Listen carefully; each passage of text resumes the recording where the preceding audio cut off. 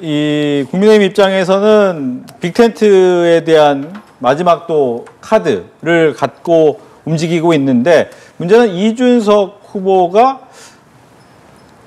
과연 합류할 것이냐. 아무래도 독자적으로 이제 세 번째 주자로서 끝까지 완주할 가능성이 높아지고 있다라는 평가가 나오기 때문에 이 부분에 대한 얘기, 즉 빅텐트론과 이준석 후보의 완주에 대한 얘기 듣습니다.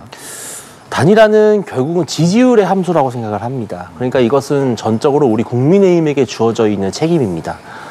김문수 후보가 최소 한 10%포인트 이내로 이재명 후보를 추격하고 이제 국민들로 하여금 김문수와 이준석이 표를 합쳤을 때 이재명을 꺾을 수 있을까라고 하는 그 기대가 충족됐을 때는 이준석 후보도 결국은 단일화를 거부하기 매우 힘든 그런 상황에 직면할 것입니다. 즉 김문수 후보가 얼마나 지지율을 스피드 있게 끌어올리느냐, 그래서 추격전을 하느냐에 따라서 이준석 후보가 그런 판단을 달리할 것으로 보이고요.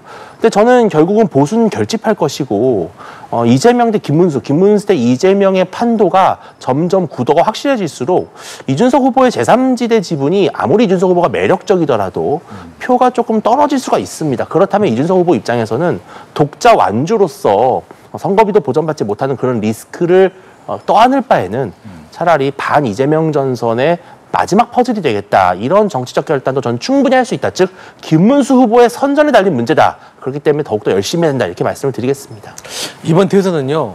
누가 대통령이 되는가 그게 궁금한 선거가 아니라 누가 2등이 되느냐. 저는 그게 궁금한 선거일 것 같습니다. 제가 3자적인 입장에서 봤을 때는 이번에 후보 교체 쿠데타로 인해 가지고 국민의힘의 많은 어떤 지지자들이 실망하고 떠났을 겁니다. 그럼 그 실망한 지지자들이나 당원들이 어디로 가겠습니까? 물론 민주당으로 오시는 분도 있겠지만 그런 분들보다는 이준석 후보에게 가는 분들이 저는 많을 거라고 생각을 해요. 그렇기 때문에 이준석 후보로서는 이번에 15%는 충분히 득점을 할 것 같다. 그래가지고 보조는 다 받을 것 같다.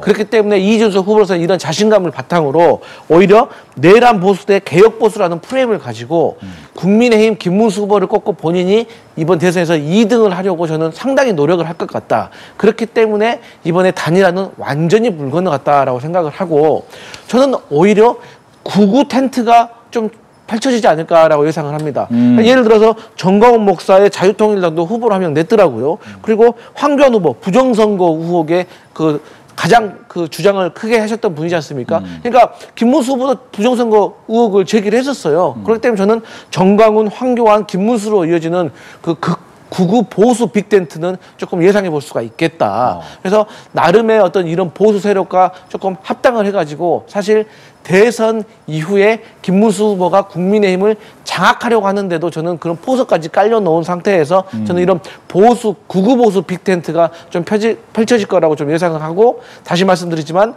이 이준석 후보와의 텐트는 절대로 펼치지 않을 것이다. 오히려 2위 자리를 놓고 치열하게 싸울 것이다. 이런 생각합니다. 네, 강성필 부대변인의 이야기지만 이 구구 빅텐트 이 가능성이 있습니까?